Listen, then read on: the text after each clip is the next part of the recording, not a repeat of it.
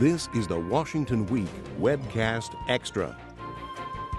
Hello and welcome. I'm Ed O'Keefe, filling in for Gwen Eiffel. Joining me around the table, Alexis Simendinger of Real Clear Politics, Josh Green of Bloomberg Business Week, Reed Wilson of The Hill, and Abby Phillip of The Washington Post. Abby, I want to pick up with you. We were talking a little bit during the broadcast about the Clinton Foundation.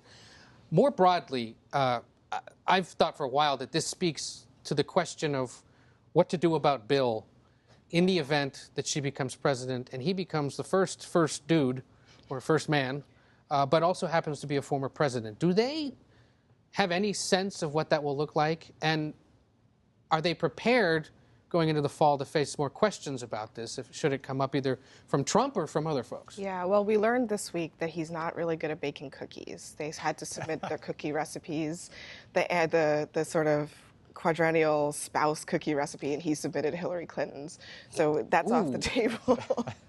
But, they've talked a lot about putting him in charge of the economy in some way or some form. We know that's not going to be any kind of formal role, but it's going to be something that involves him going around the country and sort of talking about economic development.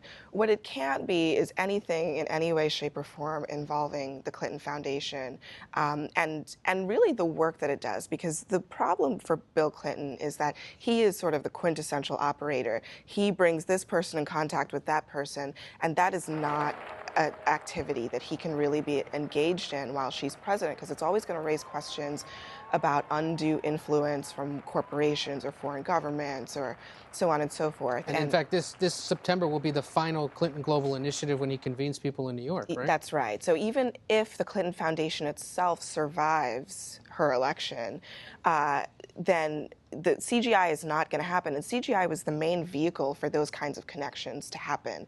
It's the place where he would sort of like put this person in touch with that person, and you get sort of like this great platform with the former president. They recognized very clearly that that can no longer go on regardless of what happens. So we'll see what he does, but they also have to be very careful with him. He's not on the trail a whole lot these days. Part of that has to do with just sort of keeping him out of the line of fire for Trump and also preventing him from making mistakes and gaffes. He is getting up there in age. He can't be out there as much as he would like to be, and perhaps and as much as they might want him to. And to put a button on it, if it survives, the current plan is for Chelsea Clinton to sort of take over the foundation, right? That's the thing that is rumored to happen. But again, I don't necessarily think that is nailed down, partly because a lot of people have raised questions about what's the difference between Chelsea Clinton taking over and Bill Clinton being in charge of it. The conflict of interest and the potential there remains. Important development this week that maybe was missed amid misbehaving Olympic swimmers and staff shakeups in presidential campaigns. Some of the major healthcare companies in this country, Alexis said, they're pulling out of the healthcare exchanges, causing yet another blow for Obamacare just a few months here before the election and right before open enrollment season begins. It is an important story because it not only deals with the economic situation now and what's happening in the healthcare arena now under the Affordable Care Act, but it also looks ahead to what might be necessary if we see Congress return in one complexion or another and what might happen legislatively. So in this case, this was the biggest. Aetna and Humana were talking about a merger, and Cigna and another healthcare company were talking about a merger. And the Justice Department is now opposing it and saying that they're going to file suit against letting these two mergers go through. The element of the insurers are saying, look, we think that we're losing money on this, so we're going to pull out of some of these exchanges. And we can talk about whether all of this is in line with their being upset about the Justice Department filing suit to prevent these mergers. But the truth is that there are problems under the Affordable Care Act that need to be addressed. And one of them is that these exchanges, now remember, only 5% of those who are insured are in these exchanges. This is not all of America.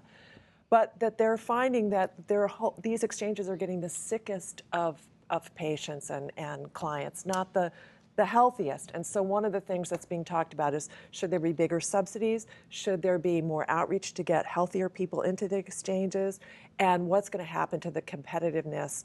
Should there be a public option in the way that, for instance, Secretary Clinton has argued there should be? Donald Trump says he'd pull out ACA by the roots, the Affordable Care Act by the roots, and replace it, but he hasn't said with what. And this is exactly the kind of, not necessarily an October surprise, but the kind of thing that rubs off potentially on the Clinton campaign, because if she really is aligning herself so closely with the president, she's inheriting his legacy.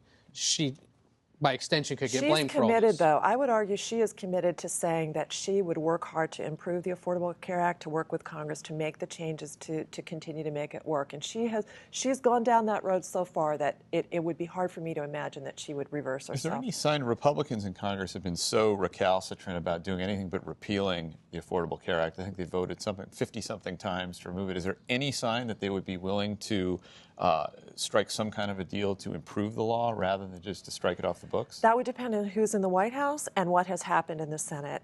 It's unlikely that the House would flip to Democrats, but Reid would know better about whether we're going to be in a wave election.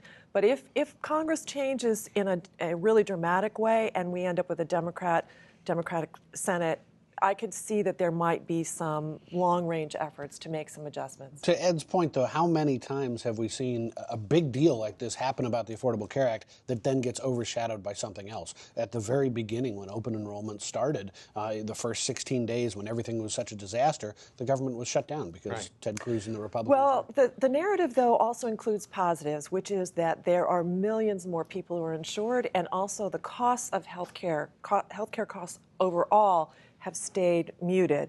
So, the insurance companies want to be in this market. They just want healthier people in that marketplace. So I think the skirmishing is going to continue. Fun fact, next month, Americans can start voting for president in some places.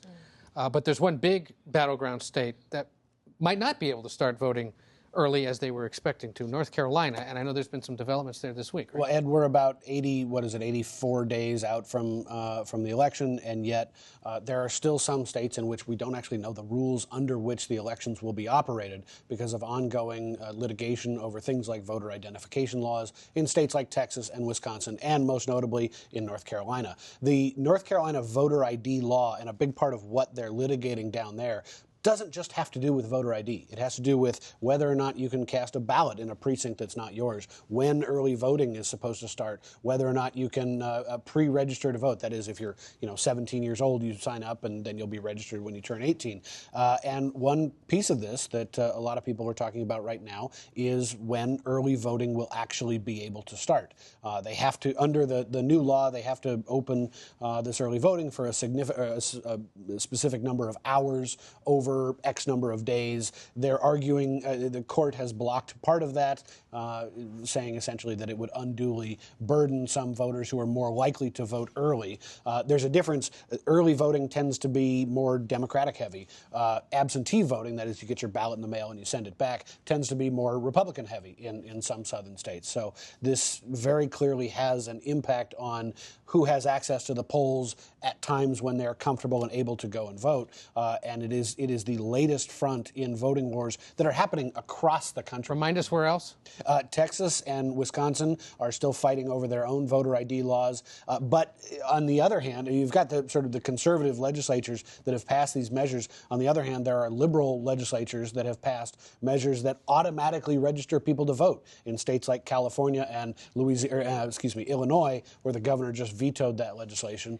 So the voting wars are bipartisan. We are the only major Western democracy that does not have centralized, federalized election rules, and that's really playing out in the states. We know that the Clinton campaign is aggressively organized around early voting and around some of these rules, but do you get any sense on the Republican side that they understand how they're going to work around the kind of changing landscape this fall? Well, one of the really fascinating things that we've seen is the lawsuits that the Clinton campaign's general counsel, Mark Elias, is advancing in a lot of these states.